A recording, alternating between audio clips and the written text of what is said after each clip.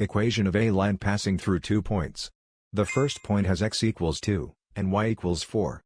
The second point has x equals -2, and y equals -9. First, place the 2 points on the coordinate grid. The run is the horizontal change, from x equals 2 to x equals -2, the run is -4. The rise is the vertical change, from y equals 4 to y equals -9, the rise is -13. Slope is rise divided by run, -13 over -4, which simplifies to 13 over 4. Now draw the line through both points. Start with point slope form, y minus y1 equals m times x minus x1.